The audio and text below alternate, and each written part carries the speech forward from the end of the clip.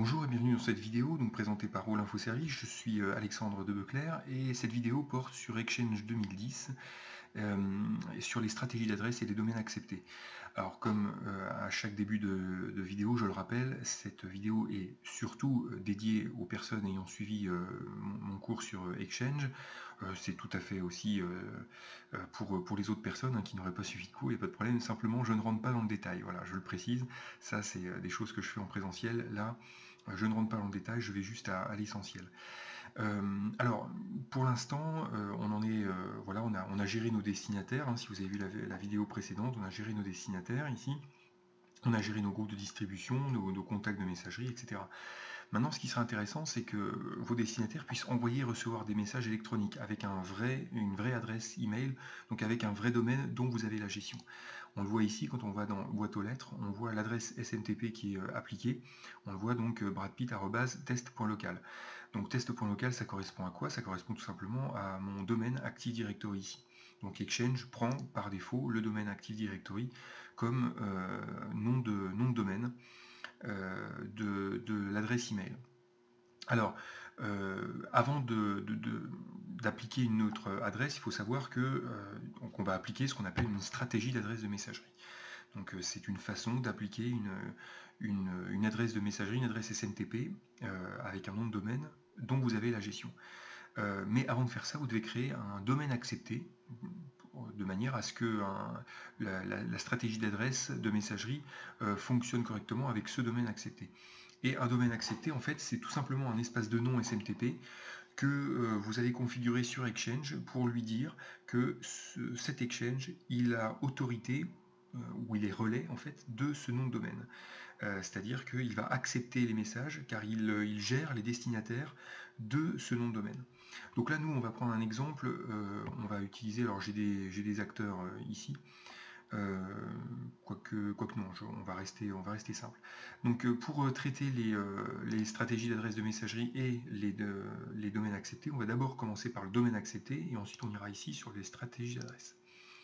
Alors, domaine accepté, je vais créer ici, nouveau domaine. Je vais lui donner un nom, donc là je vais lui donner allinfoservice.fr. Voilà, donc ça c'est le nom. J'aurais pu mettre autre chose ici, et là c'est le nom de domaine. Donc en général, moi je mets le nom de domaine et le nom équivalent. Ensuite, là, on me demande trois choses. Soit c'est un domaine faisant autorité, donc le message est remis au destinataire de cette organisation Exchange.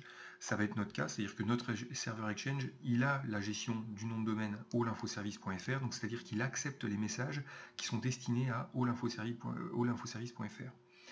Domaine de relais interne, alors ça c'est dans le cas, imaginez que vous ayez un espace de nom que vous partagez en fait avec un autre serveur de messagerie, type Zimbra ou autre.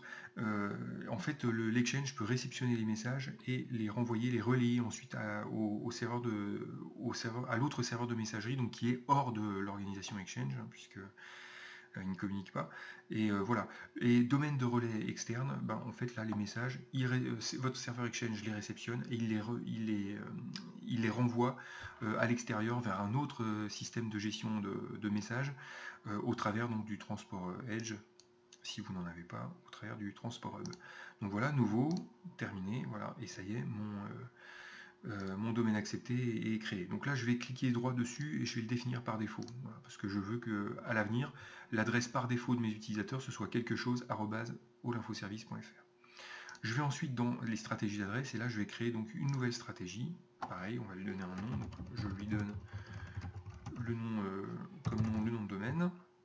Alors éventuellement, on peut appliquer des filtres. Je ne sais pas si vous vous souvenez, dans la vidéo précédente, on pouvait par exemple dire, on pouvait appliquer un filtre pour les groupes de distribution dynamique par exemple. Là, on peut exactement faire la même chose, dire que par exemple, je veux appliquer allinfoservice.fr uniquement à mes utilisateurs qui sont à Paris par exemple. Et mes utilisateurs à Nancy, j'appellerai ça nancyinformatique.fr par exemple. Donc voilà, je peux éventuellement appliquer ça sur une OU en particulier, ou alors je peux filtrer ici en indiquant que mes utilisateurs faisant partie du service que je spécifie ici se verront attribuer l'adresse. Donc on peut faire exactement la même chose que dans les groupes de distribution dynamique. Bon là moi je ne vais pas le faire, je veux que ça s'applique à tous. Voilà. Je vais ajouter donc une adresse de messagerie. Alors comment je veux que la partie locale soit? Est-ce que c'est prénom.nom? Est-ce que c'est première lettre du prénom suivi du nom? Est-ce que c'est le prénom suivi de l'initiale du nom? Enfin voilà.